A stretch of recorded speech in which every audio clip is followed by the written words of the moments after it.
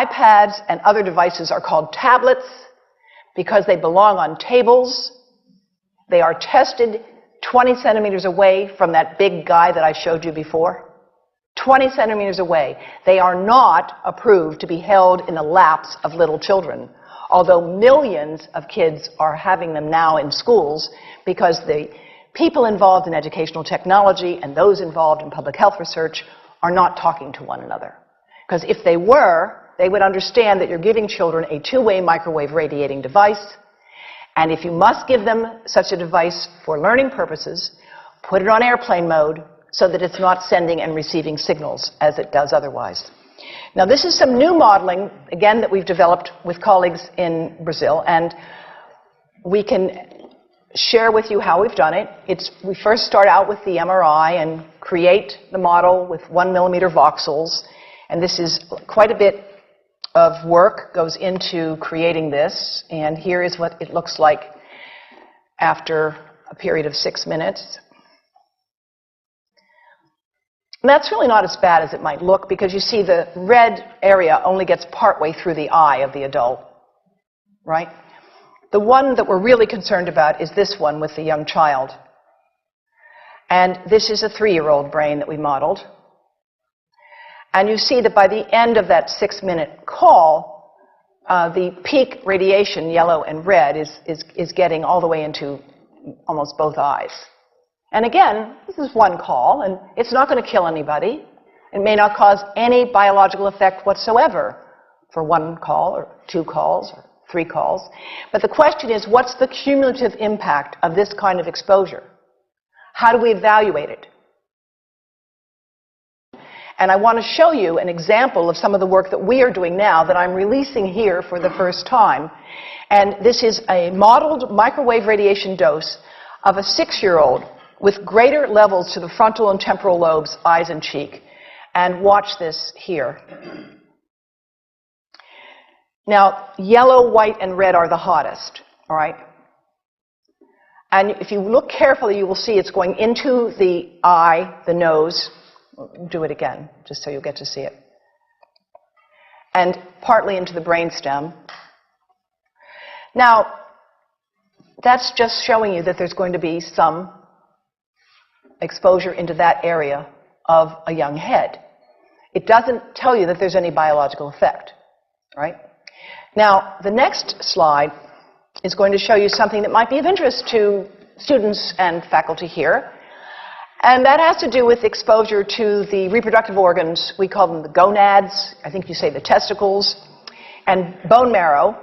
And look here at the radiation as it gets into the groin area. And that's just from having a mobile phone modeled into the pocket. And this, again, is based on normalized SAR with I think we had a dipole antenna. Now, the breast. The breast is mostly fat, contains a lot of fluid. Things that contain fat and fluid cook faster in the microwave oven. Now, a cell phone can't cook anything, all right? Mobile phones do not pop popcorn. That was a fraud. They don't make any heat that we know of, otherwise they wouldn't be permitted.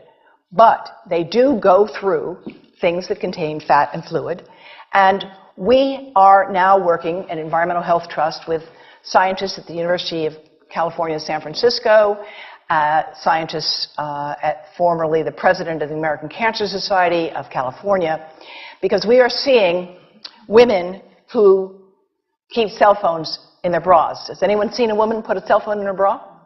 Hands up, please. Please tell them you've heard now why they shouldn't do that. And here I want to show you our first case report from 2009, and we now have many more. This was a Chinese-American woman who used her cell phone 4 hours a day in her bra for 10 years while she was driving. Now, and you drive with a phone on your body. The phone is smart. It's going to go from one tower to another, and it's going to say, here I am, where are you, here I am. And it's going to be going to max power each time it moves from one cell tower to another. And there it was right next to her chest. And the tumors that developed right under the antenna of the phone. unusual tumors. But in the meantime, people have a right to know how you can minimize exposure. And again, I think this information is available on our website, will be available on yours. Remember, if you have to give a phone to a child, put it on airplane mode. And think about this. That microwave oven, it works because there's a metal box around the microwave signal, and the signal pings all over the place. Next time you get into an elevator or a train for any length of time, put your phone on airplane mode. Otherwise, that signal is going all over the place, magnifying and coming back.